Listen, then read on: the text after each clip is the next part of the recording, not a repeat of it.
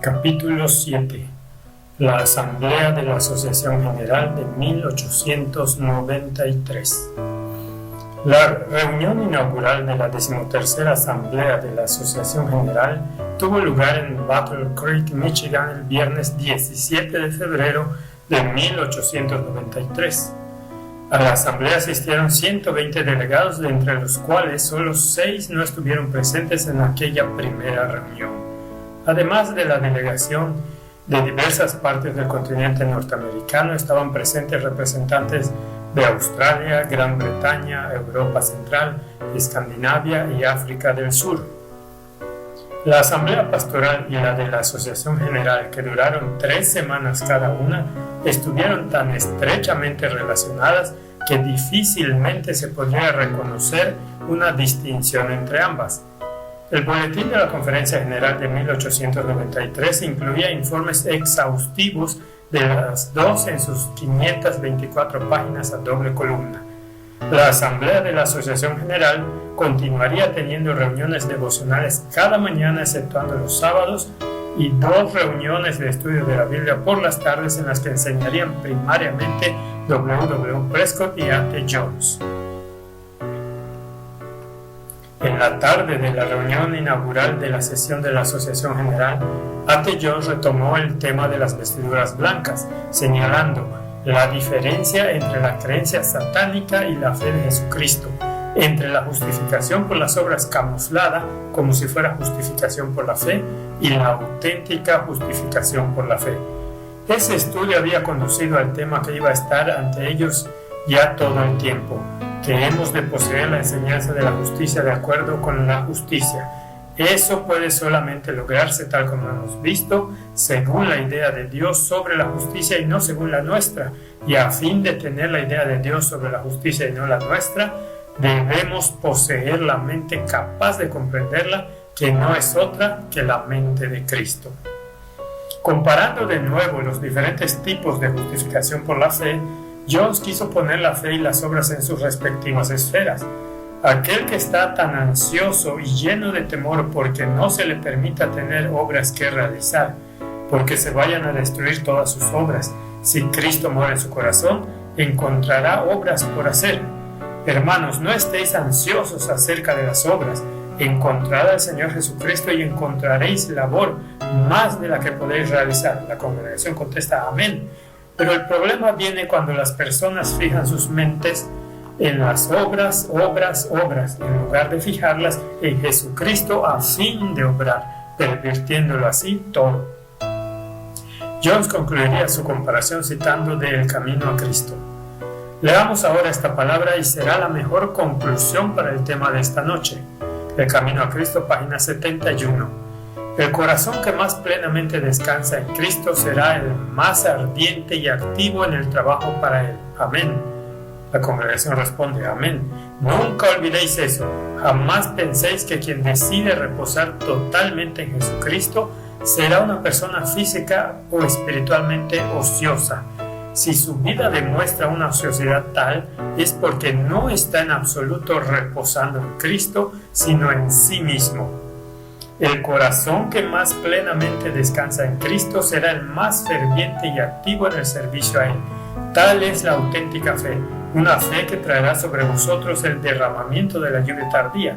Nos traerá a vosotros y a mí la enseñanza de la justicia de acuerdo con la justicia, la viva presencia de Jesucristo, a fin de prepararnos para el fuerte pregón y para que llevemos el mensaje del tercer ángel de la única forma en que desde esta asamblea podemos llevarlo. Nota número 4.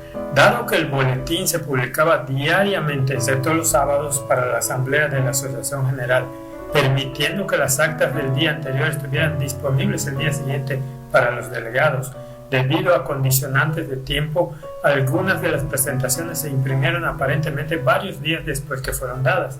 El viernes 17 de febrero, que es la fecha atribuida a esta presentación, lo es en base al calendario publicado en la página 246 del boletín, que encaja más exactamente con otras decisiones sobre procedimientos de la asociación que con la fecha de impresión del 20 de febrero. Todas las presentaciones subsecuentes aquí referenciadas seguirán el mismo criterio de fechado. El sábado por la mañana, O.A. Olsen dio el sermón de las 11. Estaba profundamente impresionado con la importancia y responsabilidad ligadas a esta convocación de nuestro pueblo. Era ese, con diferencia, el congreso más importante de toda la historia de nuestra denominación, afirmó Olsen. La forma en que se estaban cumpliendo las profecías de Apocalipsis 13 y 14, junto a la apertura de la situación que estamos viendo avanzar en todo lugar en el mundo, nos dicen que esa convocación reviste un interés más que ordinario. No obstante, Olsen temía que muchos que habían tenido una relación nominal con la verdad no apreciaran plenamente esas cosas. Si lo hicieran, las verían como nunca antes. Habría una renuncia al yo, un aferrarse al poder divino y se procuraría una relación vital con Dios que no se detendría ante nada. Oramos para que eso pueda quedar cada vez más impresionado en todo corazón. Olsen declaró que el Señor se nos ha acercado en nuestros consejos y reuniones de estudio de la Biblia y nuestras almas se han alegrado al desplegarse ante nuestro entendimiento la palabra de Dios.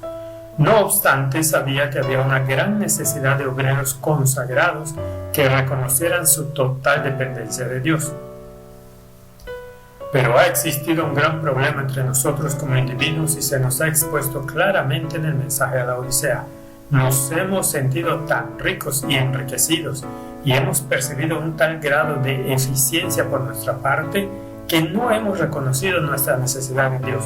Ojalá en cada corazón pudiera sentar la percepción de la pobreza de su alma. Tal es la cualidad redentora, hermanos. Bienaventurados los pobres en espíritu, dice el Salvador.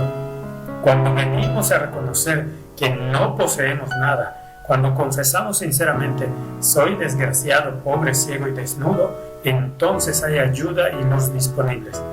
Nuestra bondad, sabiduría y habilidad son nada, pero Dios puede obrar y lo hará. Ahora bien, ¿con quiénes va a obrar? ¿En favor de quiénes lo va a hacer? ¿A quiénes va a mostrar su poder? A aquellos cuyo corazón sea perfecto ante Él. Se trata de un corazón vacío del yo, un corazón que ha hecho una entrega a Dios sin reservas, habiéndolo sometido todo a Él, habiéndolo puesto todo sobre su altar. Sermón del sábado 18 de febrero de 1893. El sermón de Olsen tocó muchos corazones. En la reunión de oración que tuvo lugar en el tabernáculo, se hicieron algunas confesiones, incluso por errores cometidos en Minneapolis.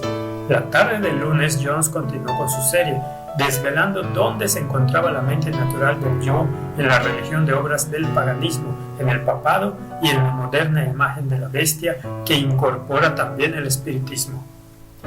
Esos mismos grupos estaban descritos en Apocalipsis 16 como el dragón, la bestia y el falso profeta. La única cura para las obras tibias que aquejan a la verdadera iglesia del último tiempo son los remedios que se le ofrecen gratuitamente. Lo primero que dice es: yo conozco tus obras, y lo último: sé pues celoso y arrepiéntete. ¿Estáis ahora dispuestos a arrepentiros de vuestras obras?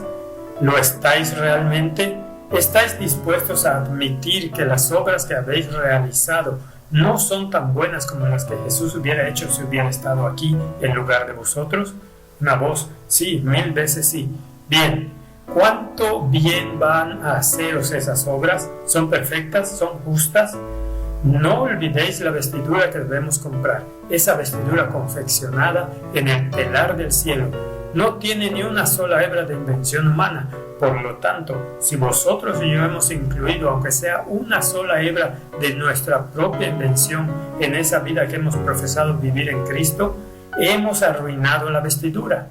Hermanos, ¿suponéis que vosotros y yo hemos estado andando en los pasados 15 o 20 años de forma tan absolutamente perfecta como para no haber incluido nunca una hebra de invención humana en nuestros caracteres y en nuestro proceder?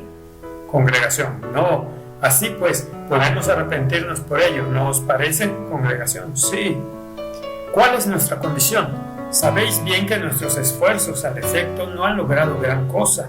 cada uno ha procurado hacer lo mejor que podía, y sabéis por vosotros mismos que eso ha sido más descorazonador que cuando hayáis procurado hacer jamás en este mundo. Sabéis que hemos tenido que gemir y clamar debido a que nos hemos dado cuenta de que no podemos hacerlo suficientemente bien como para enfrentarnos al juicio. Una voz en la congregación dice: ni siquiera nos satisfaría a nosotros mismos.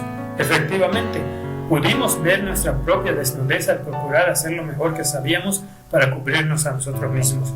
Sabéis que es así. Así lo afirma el Señor, ¿no es cierto? La congregación dice: sí. ¿No es ya tiempo de que confesemos: Señor, es así? El Señor desea que estemos cubiertos. Quiere cubrirnos de forma que no aparezca la vergüenza de nuestra desnudez. Quiere que tengamos su perfecta justicia, según su propio ideal perfecto de la justicia. Quiere que poseamos ese carácter que resistirá la prueba del juicio sin contratiempo, cuestión o duda. Aceptémoslo de Él como el bienaventurado y gratuito don que es. Cuando Jones comenzó su presentación la noche siguiente, procuró impresionar las mentes de sus oidores con el hecho de que, si bien había leído profusamente los testimonios y el camino a Cristo, aquellas verdades se encontraban en la Biblia. De hecho, el propósito del espíritu de profecía era propiciar que veamos que está en la Biblia y obtenerlo de ella. Jones afirmó: voy a evitar los testimonios y el camino a Cristo de forma consciente, no porque pudiera haber algo equivocado en emplearlos, sino porque lo que queremos, hermanos, es encontrarlo en la Biblia. Jones recurrió ahora a uno de los libros del momento sobre la santidad y clarificó de dónde no procedían sus ideas religiosas. He observado un fenómeno parecido en otra área. El libro El secreto cristiano para una vida feliz parece tener una gran influencia en muchos. He conocido a personas que han leído ese libro y que han obtenido considerable beneficio a partir de su lectura según su propia percepción, proporcionándoles luz y un gran aliento. No obstante, son incapaces de encontrar eso en la Biblia y de obtenerlo a partir de ella. Hermanos, quiero que cada uno de vosotros comprenda que hay en la Biblia mucho más sobre el secreto cristiano para una vida feliz que en 10,000 copias de ese libro. Congregación, amén. Creo haberlo visto por primera vez hace unos 5 o 6 años. Alguien que lo estaba leyendo me preguntó si lo conocía. Le respondí que no. Me preguntó si lo querría leer, a lo que le respondí afirmativamente. Y así lo hice, pero no sin darme cuenta de que había encontrado mucho más sobre el secreto cristiano para una vida feliz en la Biblia que en aquel libro. Quisiera que cada uno aprendiera a encontrar directamente en la Biblia lo que ésta contiene. La congregación responde: amén. Si el libro es útil para ayudar a las personas a encontrar ese secreto en la Biblia, bien está, pero sé que ese libro no contiene nada que la Biblia no ponga al alcance de cualquiera sobre el secreto cristiano para una vida feliz. En cierta ocasión oí a alguien decir que yo había obtenido mi luz a partir de ese libro. Aquí está el libro del que obtuve mi secreto cristiano para una vida feliz, sosteniendo en alto la Biblia, y de ninguna otra parte. Y lo obtuve antes de haber leído el otro libro, incluso antes de saber sobre él. Así sucederá a todo el que lea la Biblia y la crea. Nota número 7. En su libro Ellen White's World, que trata de los tiempos en los que vivió Ellen White, George Knight intenta aplicar a A.T. Jones en los aspectos fanáticos del movimiento de la santidad de aquellos días, afirmando: el adventismo del séptimo día no ignoraba el desarrollo del movimiento de la santidad. Por ejemplo, el libro El secreto cristiano para una vida feliz de Hannah Whittle Smith fue citado por A.T. Jones en la Asamblea de la Asociación General de 1893. Se lo anunció en la Review and Herald y lo vendieron las 2 casas editoriales adventistas de América del Norte.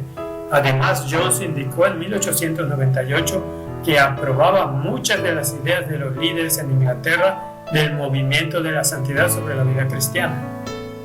Por supuesto, Knight no proporciona referencia alguna de sus muchas alegaciones y parece esperar que sus lectores den por buena su palabra y crean que Jones promovió el libro de Hannah Smith en la Asamblea de la Asociación de 1893.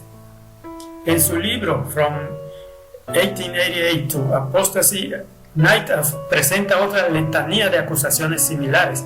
Jones y sus colegas estaban bien al corriente de las tendencias en el amplio mundo religioso. Los adventistas, por ejemplo, estaban familiarizados con el libro El secreto cristiano de una vida feliz, de Hannah Smith. Jones lo comentó en la Asamblea de la Asociación General de 1893 y la Review le hizo una publicidad llamativa en 1896. Por aquel tiempo, tanto Pacific Press como Review and Herald Publishing Association comercializaban el libro, que vino rápidamente a convertirse en un clásico del movimiento de la santidad. En 1898, Jones indicó también que había estado estudiando por 2 o 3 años el movimiento de Keswick, el principal grupo de la santidad en Inglaterra, y las ideas de Frederick Mayer.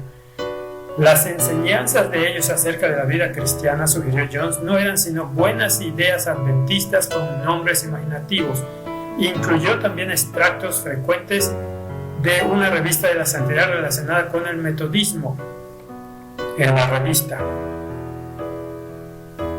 The King's Messenger fue con diferencia la revista no adventista más citada durante su periodo como editor.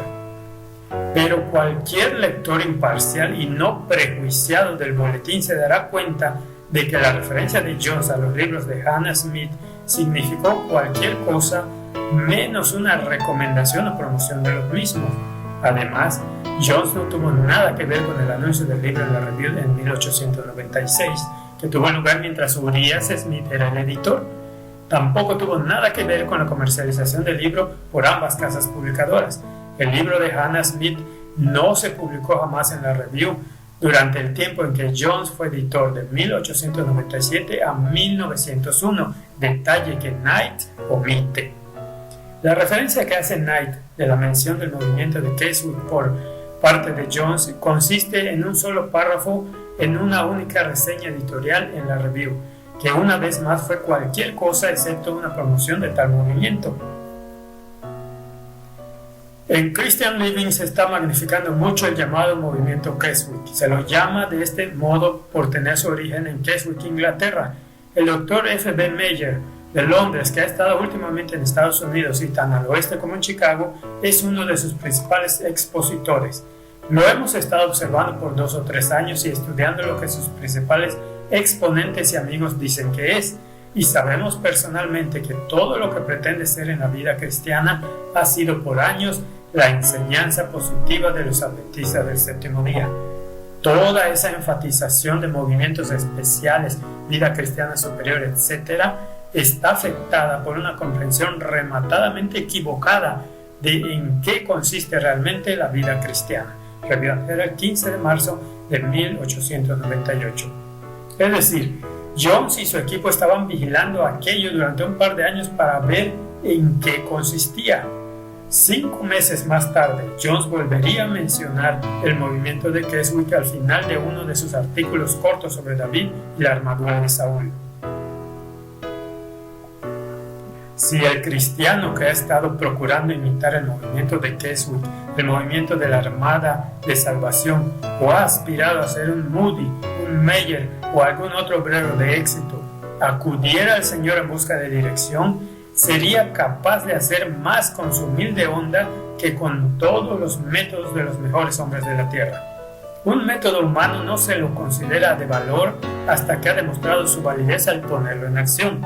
En ocasiones no es el método humano lo que le da el éxito, sino el poder de Dios que capacita al hombre para diseñar métodos exitosos.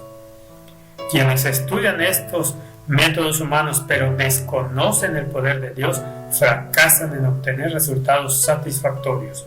Una vez más, no hay aquí, contrariamente a lo que Knight sugiere, promoción alguna del fanatismo del movimiento de la santidad de Keswick.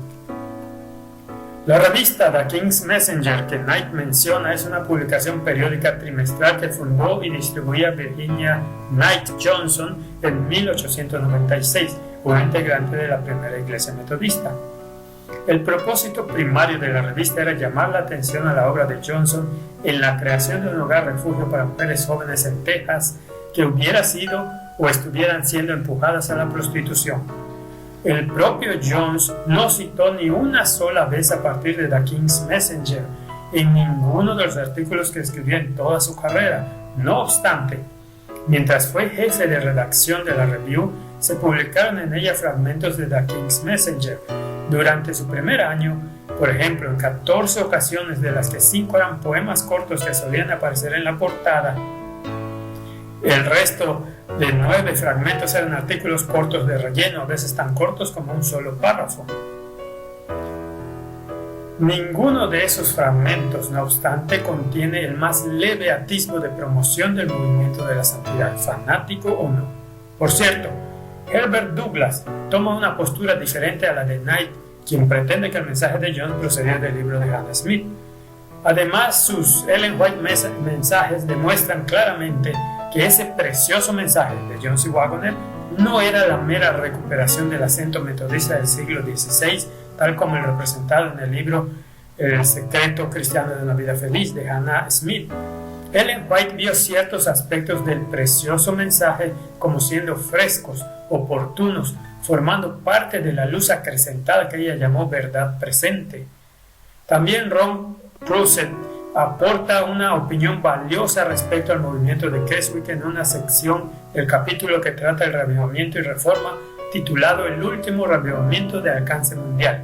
Ese movimiento de la santidad apareció como reacción al cansancio creciente de creyentes sinceros ante una religión legalista, árida, intelectual, muy parecida a la que estaban experimentando los adventistas del séptimo día en las décadas de 1870 y 1880. Quizá Dios estaba preparando al mundo de forma que su pueblo remanente pudiera dar la última advertencia en el poder del Espíritu antes del retorno de Cristo. Tristemente, el pueblo remanente no estuvo dispuesto a compartir ese mensaje que él mismo había fracasado en aceptar plenamente, encontrándoselo demasiado a menudo en oposición a los mensajeros que Dios envió. Una cosa es cierta: el esfuerzo persistente de Knight por situar a Jones en la esfera del movimiento fanático de la santidad en el tiempo de la Asamblea de la Asociación General de 1893 carece de soporte histórico. De la misma forma en que el odio hacia Jones hace 120 años llevó a unos cuantos a procurar desacreditarlo, tal parece ser el caso con Knight en nuestros días. Jones procedió ahora a resumir las conclusiones a las que hasta aquí había llegado en el estudio del mensaje del tercer ángel. Por lo tanto, la lluvia tardía es la justicia de Dios, su mensaje de justicia, el fuerte pregón. Eso precisamente, y ha de descender del cielo. Estamos ahora en el tiempo de ella. Hemos de pedirla y recibirla. Por consiguiente, ¿qué puede impedir que recibamos ahora la lluvia tardía? La congregación dice: la incredulidad. Con el fin de hacer ver que la incredulidad había venido siendo un problema perenne, Jones leyó entonces, a partir de peligro en adoptar una política mundana, el peligro de adoptar un proceder mundano, un panfleto que tuvo su origen en la visión de Salamanca de Ellen White en noviembre de 1890. Pero no todos están siguiendo la luz, algunos se están desviando de la senda segura que es en cada paso un camino de humildad. Dios ha encomendado a sus siervos un mensaje para este tiempo. No voy a repetir ahora ante vosotros las evidencias dadas en los pasados 2 años, ahora 4, acerca de cómo ha obrado Dios mediante sus siervos escogidos, pero se os ha revelado la evidencia presente de su obra, y ahora estáis en la obligación de creer. ¿Creer qué?, preguntó Jones. ¿Cuál es el mensaje al que hace referencia como habiendo sido dado por Dios a sus siervos para este tiempo? La congregación responde: el mensaje de justicia. El mensaje de la justicia de Jesucristo. ¿Es ese un testimonio que ha sido objeto de desprecio, rechazo y crítica por 2 años, y desde entonces han pasado otros 2, pero ahora se ha revelado la evidencia presente de la forma en que Dios obra? ¿Y qué nos dice ahora a cada uno de nosotros? Ahora estáis en la obligación de creer el mensaje. Jones pasó a continuación a compartir las bendiciones personales de ese mensaje y las maravillosas posibilidades de aceptarlo entonces y allí. No hace mucho tiempo me dijo una hermana que en época anterior a estos últimos 4 años había estado lamentándose por su estado y se había estado preguntando si llegaría alguna vez el momento en que el Señor regresaría, si es que tenía que esperar hasta que su pueblo estuviera preparado para encontrarse con Él. Me dijo que a pesar de haber puesto el mayor empeño y creía haberse esforzado como nadie en el mundo, no estaba progresando al ritmo requerido para que el Señor pudiera regresar en un tiempo razonable de la forma que fuera, y que le era imposible imaginar cómo habría de darse el regreso del Señor. Eso la había preocupado. No obstante, me dijo que cuando los que regresaron de Minneapolis afirmaron: la justicia del Señor es un don, podemos tener la justicia del Señor como un don y podemos tenerla ahora, eso me llenó de gozo, me trajo luz, porque ahora veía que el Señor podría regresar muy pronto, siendo que es Él mismo quien nos pone el ropaje, nos viste, nos da el carácter, preparándonos así para el juicio y para el tiempo de angustia. Comprendí ahora que el Señor podría regresar con la prontitud que Él deseaba. Y, añadió la hermana, eso me trajo alegría y he estado siempre feliz desde entonces. Hermanos, eso a mí me hace también feliz todo el tiempo.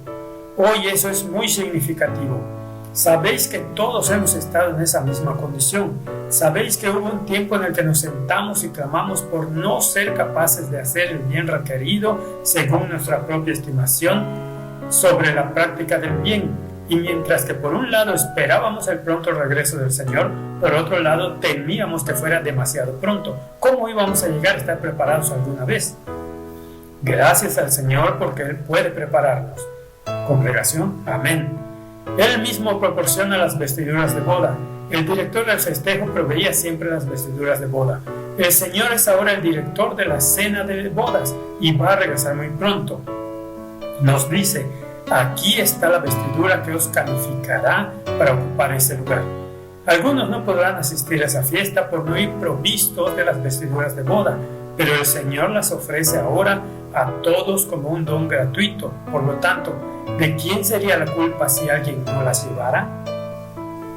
W. Prescott siguió a Jones con su 7ª presentación sobre el Espíritu Santo. La terminó diciendo que quizá habían estado esperando una bendición externa, siendo que en realidad estaba allí mismo. Me ha parecido como si al dedicarnos a este estudio, algunos de nosotros estuviéramos esperando algo que vendría después, no tomando las bendiciones que están aquí mismo.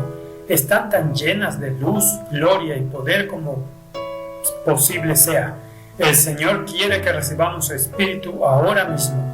Quiere que nuestros corazones estén en todo momento dispuestos a recibirlo. El corazón se abre mediante la confesión y arrepentimiento de nuestros pecados, mediante un espíritu de contrición, un sentimiento permanente de indignidad y no envaneciéndonos cuando nos da su gracia y poder. Y hemos de recibir el Espíritu en esa plenitud que propicie que nos alegremos todo el tiempo en el Señor. Confesiones sinceras. No quedaron sin resultado las presentaciones dadas en la Asamblea Pastoral y en la de la Asociación General, que señalaban a dirigentes de iglesia y laicos el mensaje a la Odisea, llamándolos al arrepentimiento y reforma. Y D. Van Horn, cuñado de A.T. Jones, había sido uno de los muchos que se habían opuesto muy enérgicamente al mensaje en Minneapolis y en los años siguientes. De hecho, I. D. Van Horn se encontraba entre los hermanos que regresaron a sus habitaciones en la asamblea de 1888 para criticar el mensaje y los mensajeros. Ellen White describiría en diversas ocasiones la forma en que su mensajero celestial la llevó a esas habitaciones en las que oyó burla, crítica, mofa y risas. Atribuyeron al fanatismo las manifestaciones del Espíritu Santo. Se hizo escarnio de los testimonios de Ellen White, se presentó en la luz más ridícula, pero los hermanos pensaron y dijeron peores cosas de los hermanos Jones y Wagner. Nota número 12. En una carta a L.E. Sloan, Mitt McGuire refirió cómo recordó G.B. Starr aquellos eventos. Otra interesante experiencia que el pastor Starr me refirió fue un incidente ocurrido en Minneapolis en 1888. Se alquiló el sótano que había bajo un gran edificio donde se alojó en la noche a un número de delegados. Se dividió la habitación mediante una gran cortina. El pastor Starr y su esposa durmieron en una parte, mientras que 4 o 5 pastores se alojaban en la otra. Una noche el pastor Jones había pronunciado un poderoso discurso que el pastor Starr y su esposa apreciaron muchísimo. Regresaron a su habitación profundamente impresionados y tras haber orado se acostaron. Al poco rato regresaron el resto de pastores que venían hablando y riendo y más bien ridiculizando las afirmaciones del pastor Jones. Uno de ellos, el pastor C, se refirió a Jones mediante un término despectivo, el cual he olvidado cuál fue, que sorprendió al matrimonio Starr. No lo mencionaron a nadie, pero en la mañana siguiente, Ellen White tomó la palabra y durante su discurso hizo observaciones relativas a la actitud de algunos de los obreros. Creo que fue el episodio en que un ángel la llevó de habitación en habitación. En todo caso, finalmente señaló al pastor C y dijo: Pastor C, estoy avergonzada de usted por haber llamado así a alguien que está dando un mensaje del Señor. Era la misma palabra que el pastor Starr había oído pronunciar a aquel pastor la noche precedente. Aunque aparentemente ninguno de los numerosos testimonios y cartas llamando a la confesión y arrepentimiento enviados desde el encuentro en Minneapolis había tenido un efecto en Van Horn, este comenzó a verse de forma diferente en el encuentro de 1893 en Battle Creek.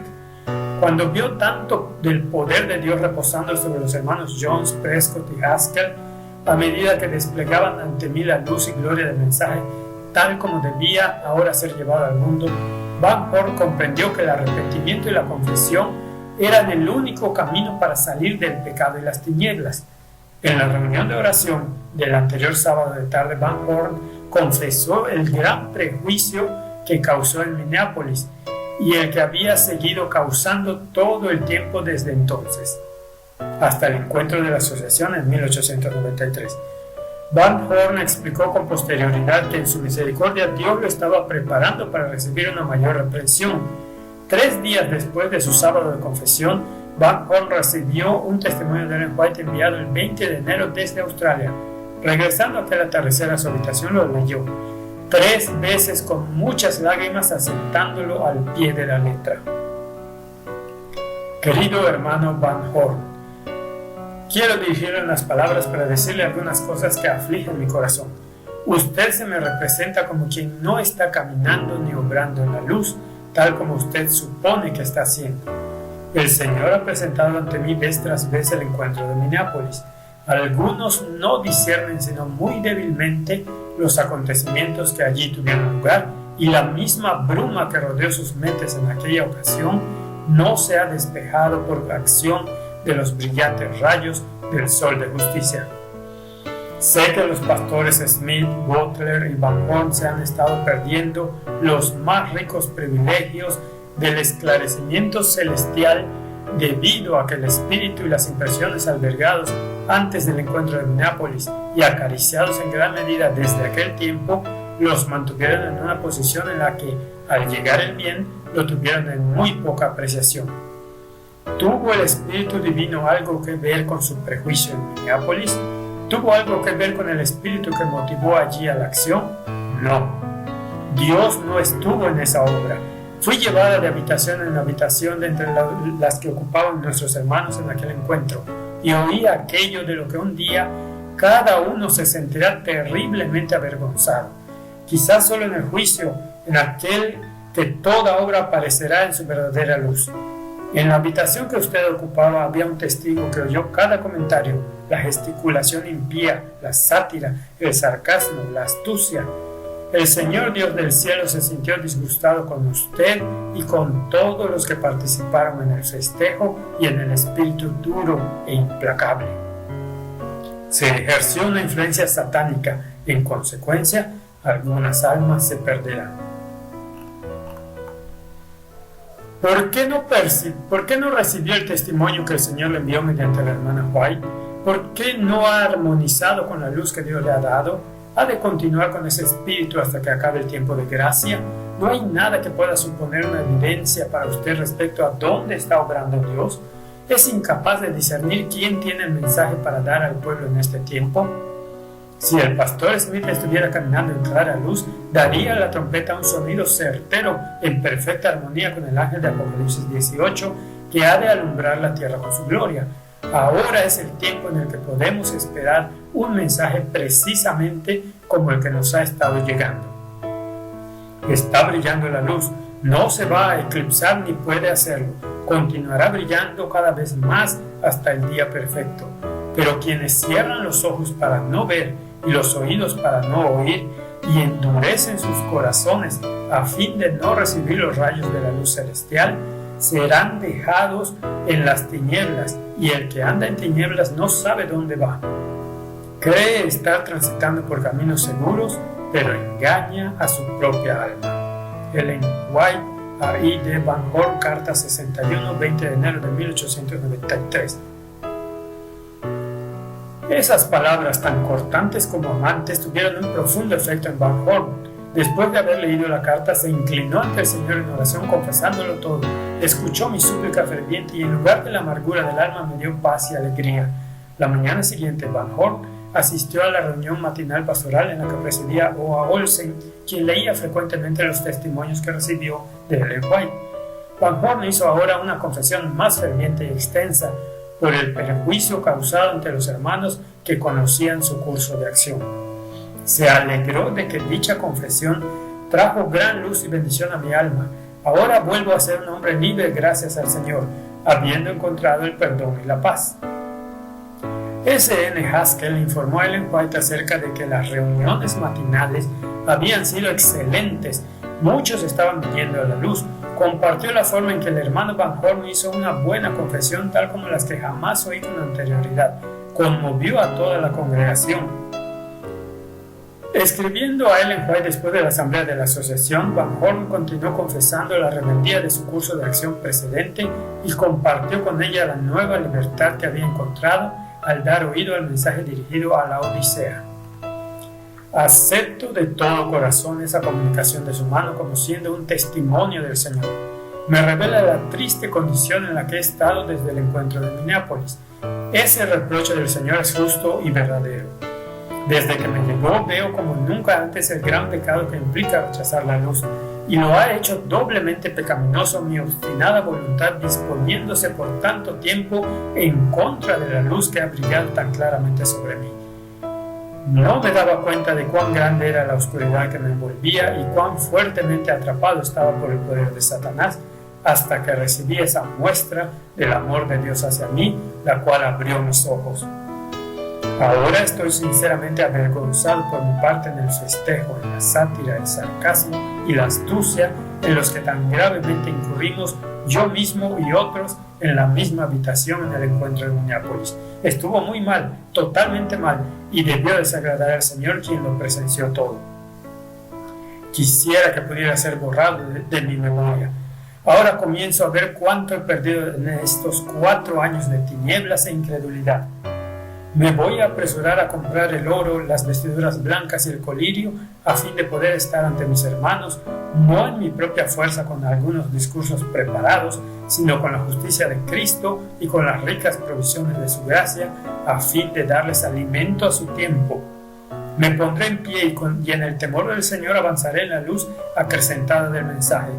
Caminaré humildemente ante el Señor y acogeré su presencia en mi corazón, a fin de obtener poder a partir de Él, quien posee todo el poder para resistir a Satanás, evitar sus trampas y ganar por fin la victoria. Viviendo en el tiempo de la lluvia tardía. El jueves 23 de febrero, W. Prescott comenzó las reuniones vespertinas con su presentación sobre el Espíritu Santo. Tras haber estudiado ese tema por casi 4 semanas, Prescott se sintió profundamente ansioso acerca de nuestra obra ahora. Habían estudiado lo que podría impedir recibir un grado inusitado de derramamiento del Espíritu de Dios. Se dieron testimonios muy cercanos que se oyeron aquí y allá y parecieron causar una honda impresión en las mentes y corazones. Aunque apreció muchísimo las bendiciones que habían recibido juntos y la presencia de Dios y su Espíritu con ellos, no obstante estaría muy chasqueado si este encuentro termina sin un derramamiento del Espíritu de Dios más pleno del que hayamos experimentado anteriormente. Prescott recordó a su audiencia que cuando los discípulos recibieron ese derramamiento del Espíritu tras 10 días de ferviente búsqueda mediante la confesión de pecados, humillando sus corazones ante Dios, contemplando concienzudamente a Jesucristo y siendo cambiados a su imagen, entonces tuvieron el poder para la obra que el Salvador les había encomendado.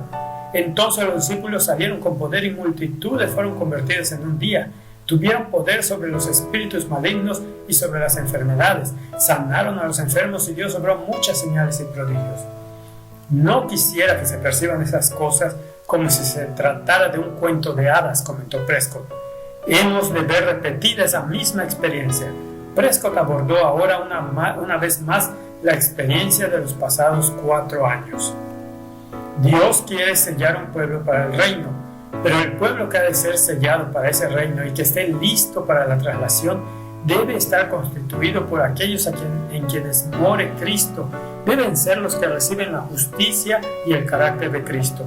Pero cuando recibimos la justicia de Cristo en su plenitud, de la forma precisa en que Dios quiere que la recibamos, junto con ella viene la plenitud del Espíritu.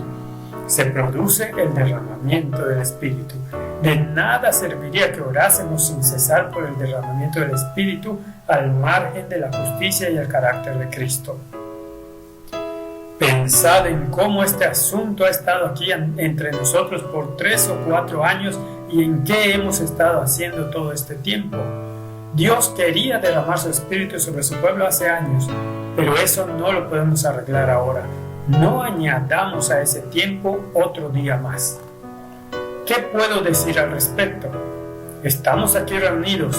Es tan claro como ABC que la justicia es el don de Dios, que todo cuanto pide de nosotros es que nos entreguemos y lo recibamos para abrir la puerta. ¿Cómo? Mediante la confesión y el arrepentimiento, cerrando a Satanás todas las puertas y abriendo de par en par la puerta a Cristo, aceptándolo en simplicidad. Ninguna diferencia hace nuestra edad o nuestro estatus. Si somos o no pastores, si somos licenciados o no, estamos todos a un mismo nivel. Vosotros y yo tenemos que recibirlo de la misma forma, como niñitos, dando gracias a Dios por ello continuamente y alegrándonos por ello todo el tiempo. ¿Se os ocurre alguna razón por la que no hubiéramos de saber algo al respecto esta noche? He estado pensando en ello de esta manera. Si fuéramos capaces de poner fin a todo el cuestionamiento de unos hacia los otros entre el hermano A y el hermano B, respecto a si lo ha aceptado o se ha opuesto, si dejáramos de estar al acecho y nos sentáramos aquí con la sencillez de un niño, tan felices por saber que es así, lo podríamos recibir. Sus discípulos estuvieron orando por ello 10 días fervientemente y sin cesar, confesando el pecado, arrepintiéndose y mirando todo el tiempo a Cristo. ¿Por qué no habríamos de obtenerlo del mismo modo? En la asamblea nos quedan solo 10 días. Hermanos, ¿acaso no es tiempo de que nos dispongamos a esa misma obra? ¿No están esas cosas claras para toda mente? ¿En qué consiste la justicia y lo que el Señor quiere hacer por nosotros en este encuentro? ¿No estamos a 10 días de que termine y no debiéramos buscar al Señor como nunca antes lo hicimos? Tras el discurso de Prescott, A.T. Jones continuó su serie y comenzó la presentación leyendo una carta que había recibido hace algún tiempo del hermano Starr en Australia. Con toda probabilidad, G.B. Starr debió enviarle aquella carta tras las reuniones de la semana de oración en Australia a principios de enero. La carta no aportaba nueva información, sino que confirmaba lo que ya habían descubierto en su estudio de la Biblia y los escritos de Ellen White. La hermana White afirma que desde el encuentro de Minneapolis hemos estado en el tiempo de la lluvia tardía. Eso es precisamente lo que hemos visto en nuestro propio estudio de esas lecciones. ¿No os parece? Hermanos, ¿cuánto tiempo más va a esperar el Señor antes que la recibamos? Ha estado procurando durante estos 4 años que recibamos la lluvia tardía. ¿Cuánto tiempo más esperará? El tema se fusiona al del hermano Prescott, cuya predicación viene a ser el principio de la mía. Él ha hecho aquí un llamamiento para que cada uno haga lo que todos debieran haber hecho hace 4 años. y la cuestión es que se va a hacer alguna cosa. Los que busquen al Señor de esa manera, los que reciban su mensaje de esa manera, obtendrán lo que Él quiere dar. Los que no procedan así serán dejados a ellos mismos, y una vez que eso suceda, habrá sucedido para siempre. Esa es la situación temible en este encuentro. Es lo que confiere a nuestra convocación su carácter solemne. El peligro consiste en que alguno de los que hay aquí lo haya resistido por 4 años, o quizá no por tanto tiempo, y que deje ahora de venir al Señor de la forma en que podría recibirlo, fracasando así en tomarlo de la forma en que el Señor lo da y siendo pasado de largo. El Señor tomará una decisión. De hecho, en esta asamblea vamos a tomarla nosotros. ¿De qué lado os encontraréis? Nota número 20. La evidencia interna indica que esta presentación siguió la octava de Prescott mencionada anteriormente. John citó de Gálatas 3 tal como había hecho Prescott. Las palabras de John fueron ciertamente solemnes, pero una vez más, el concepto de que habían estado en el tiempo de la lluvia tardía desde Minneapolis no estaba basado en la carta que envió Hebe Starr desde Australia. La referencia de Starr a la declaración oral de Ellen White no hizo más que confirmar lo que ellos habían descubierto ya mediante el estudio de la Biblia y muchas otras declaraciones de Ellen White. Hebe Starr se refería a esos hechos durante los años que seguirían. Escribiendo para la Review muchos años después, Starr indicó que en el Congreso de la Asociación General de 1893, la sierva del Señor hizo una declaración a propósito de que la presentación de la justicia de Cristo, tal como les fue dada, marcó el comienzo del fuerte pregón del mensaje del tercer ángel y unió con el tercer ángel ese otro ángel mencionado en Apocalipsis 18:1, cuya gloria alumbraría toda la tierra. Esas declaraciones verbales hechas en el encuentro de 1888, declaró Starr, quedaron pronto plasmadas por escrito e impresas. En un manuscrito no publicado que describía sus años de trabajo codo con codo junto a Ellen White, Starr hace observaciones similares. La hermana White estaba presente y ejerció diariamente su influencia en palabras de apoyo decidido a la presentación de ese tema, de la justicia por la fe. Afirmó que eso marcó el comienzo de la lluvia tardía y el fuerte pregón de los mensajes de los 3 ángeles. Documento no publicado de Ellen White Estate, Loma Linda Branch Office. Eso armoniza ciertamente con otras declaraciones publicadas de Ellen White. Hacia finales de 1892, O.A. Olsen imprimió un panfleto conteniendo algunas declaraciones de Ellen White no publicadas hasta entonces, bajo el encabezamiento "El poder del Espíritu Santo aguarda nuestra demanda y recepción". Se citaba parte del siguiente testimonio: Cristo, el gran maestro, tuvo una infinita variedad de temas para elegir, pero del que más se ocupó fue de la dádiva del Espíritu Santo. Cuán grandes cosas predijo para la iglesia debido a ese don. Sin embargo, ¿cuál es el tema que menos se trata ahora? ¿Qué promesa es la que menos se cumple? Ocasionalmente se da un discurso sobre el Espíritu Santo y luego se deja el tema para una consideración posterior. Justo antes de separarse de sus discípulos para ir a las cortes celestiales, Jesús los animó con la promesa del Espíritu Santo.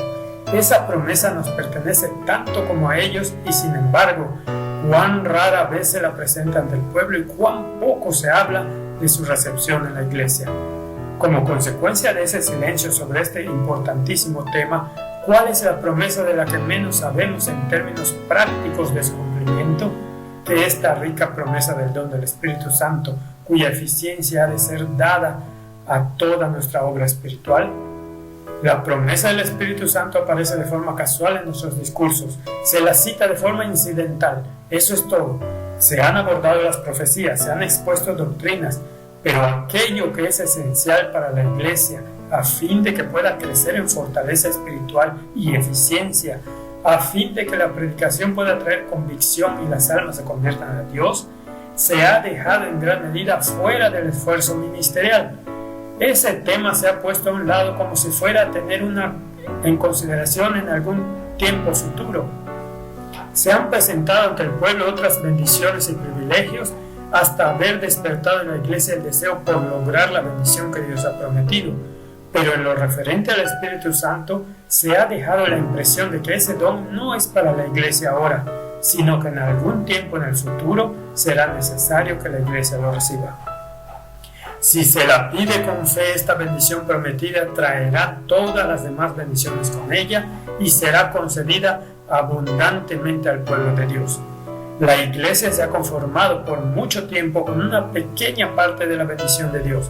Sus miembros no han sentido la necesidad de alcanzar los exaltados privilegios comprados para ellos a un precio infinito.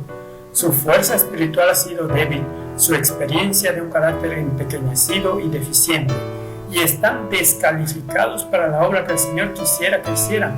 Son incapaces de presentar las verdades grandes y gloriosas de la santa palabra de Dios, que convencerán y convertirán las almas mediante la agencia del Espíritu Santo. El poder de Dios aguarda que se lo pida y reciba. Los que siembran las santas semillas de verdad obtendrán una cosecha de gozo. En 1897 Ellen White amonestó a la iglesia así: oremos más fervientemente que ahora con corazones contritos en el tiempo de la lluvia tardía, para que puedan caer sobre nosotros lluvias de gracia.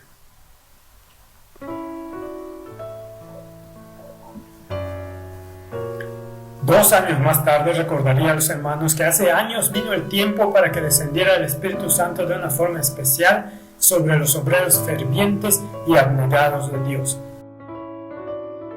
En la asamblea de la Asociación General de 1893 estaban ciertamente viviendo en el tiempo de la lluvia tardía, tal como había declarado Ellen White según el informe de Head Start. Nota 27. George Knight cuestiona la declaración de Head Start aduciendo que la fuente de esa información no fue Ellen White sino Starr.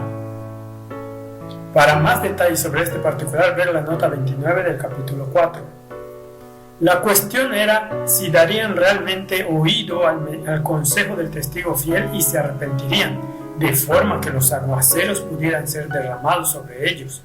Algunos habían hecho tal cosa y recibieron gran bendición personal, pero ¿qué sucedería con la iglesia en general?